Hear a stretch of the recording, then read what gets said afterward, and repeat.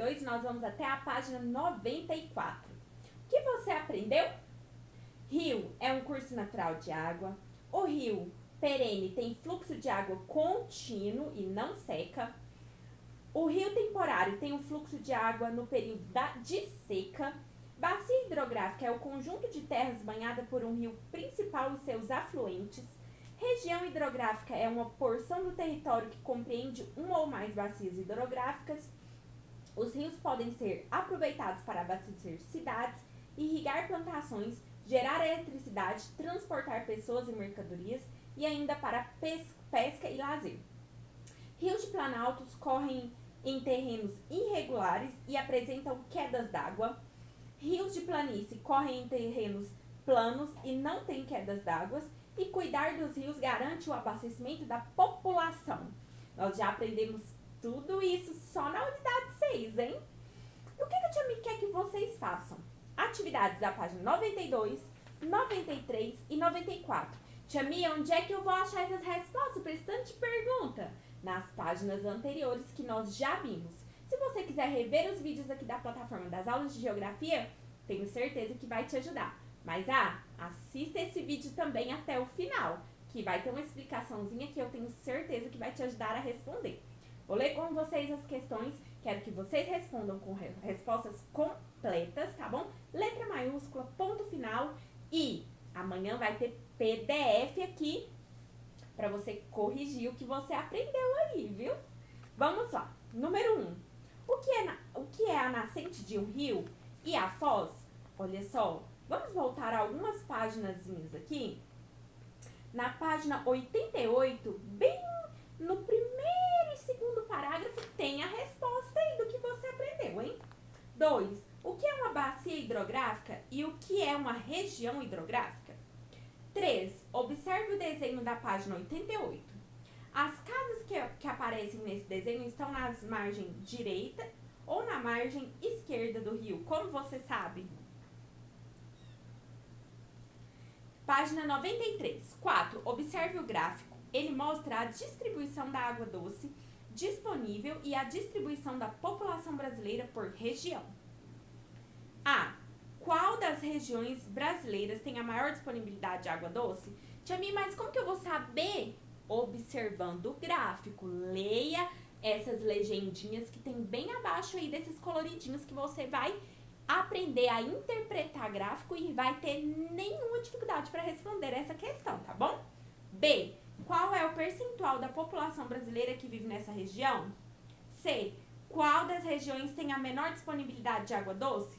D. Qual das regiões tem a maior população? E. Qual é o percentual de água doce disponível nessa região? F. É correto afirmar que a disponibilidade de água no Brasil é a mesma em todas as regiões?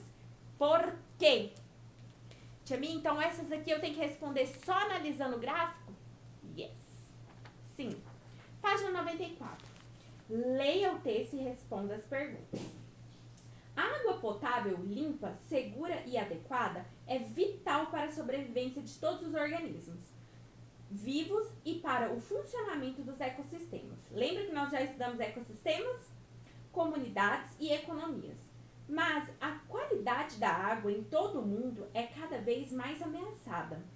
A cada dia, milhões de toneladas de esgoto e resíduos agrícolas e industriais são despejados nas águas de todo o mundo. Trecho da Declaração da ONU, Água para o Dia Mundial da Água de 2010. A. Por que a água potável limpa, segura e adequada é importante para a vida? Quem consegue viver sem água aí? Deixa eu me dar conta, não. Bebo muita água. B. O que ameaça a qualidade da água em todo o mundo? Analisando o texto, viu? Esse textinho que a Tia Mi acabou de ler com vocês. 6. Observe a foto. De que maneira você relacionaria essa foto ao texto da atividade 5?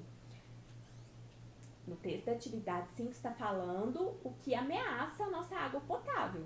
Então, observe essa imagem aí. Como que você relacionaria essa imagem com o que está falando no texto da atividade número 5? Essa pergunta é para você responder no seu caderno de geografia com cabeçalho e versículo da semana, tá bom?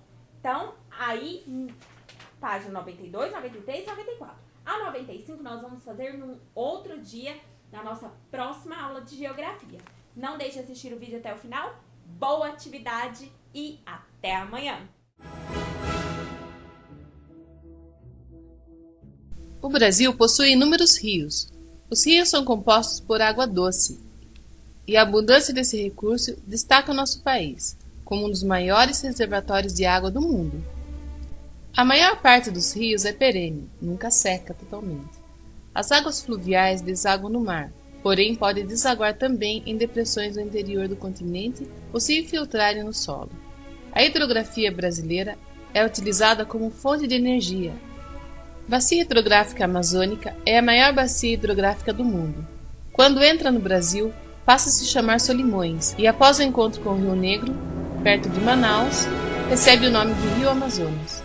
A Bacia Amazônica está localizada em uma região de planície e tem cerca de 23 mil quilômetros de rios navegáveis, que possibilita o desenvolvimento do transporte hidroviário. A navegação é importante nos grandes afluentes do Rio Amazonas, como o Madeira, o Xingu, o Tapajós, o Negro, o Trombetas e o Jari. A Bacia Hidrográfica do Rio São Francisco, seu principal rio é o São Francisco, com 3.160 quilômetros de extensão. É o maior rio totalmente brasileiro e percorre 5 estados: Minas Gerais, Bahia, Pernambuco, Alagoas e Sergipe. Além disso, é fundamental na economia da região que percorre, pois permite atividade agrícola em suas margens e oferece condições para a irrigação artificial das áreas mais distantes, muitas delas semiáridas. A bacia hidrográfica dos rios Tocantins e Araguaia é a maior bacia localizada inteiramente em território brasileiro. Seus principais rios são o Tocantins e o Araguaia. O rio Tocantins, com 2.640 km de extensão, nasce em Goiás e desemboca na foz do Amazonas. Parte de seu potencial hidrelétrico é aproveitado pela usina Tucuruí, no Pará. O rio Araguaia nasce em Mato Grosso, na fronteira com Goiás, e une-se ao Tocantins no extremo norte do estado do Tocantins. A bacia hidrográfica do Rio da Prata tem origem no encontro dos rios Paraná, Uruguai e Paraguai, na fronteira entre Argentina e Uruguai. Esses rios são os principais formadores dessa bacia. O rio Paraná nasce da junção dos rios Paranaíba e Grande, na divisa do Mato Grosso do Sul, Minas Gerais e São Paulo. Apresenta o maior aproveitamento hidrelétrico do Brasil, abrigando, por exemplo, a usina de Itaipu. A bacia hidrográfica do Atlântico Sul é composta de várias pequenas e médias bacias costeiras, formada por rios que desaguam no Oceano Atlântico. O trecho norte e nordeste engloba rios localizados no norte da bacia amazônica e aqueles situados entre a foz do rio Tocantins e a do rio São Francisco. Entre eles está o rio Parnaíba, na divisa entre o Piauí e o Maranhão, que forma o único delta oceânico das Américas. Entre a foz do rio São Francisco e a divisa do Rio de Janeiro e São Paulo, estão as bacias do trecho leste, nas quais se destaca o Paraíba do Sul. O rio Tietê também está ligado a um importante ciclo econômico da história do Brasil, pois ele atravessa todo o estado de São Paulo, e foi muito importante na época da expansão territorial. Hoje é o rio mais poluído do Brasil, mas existem ações ambientais que buscam a despoluição do rio Tietê no futuro. A partir de São Paulo começam as bacias do Sudeste e Sul.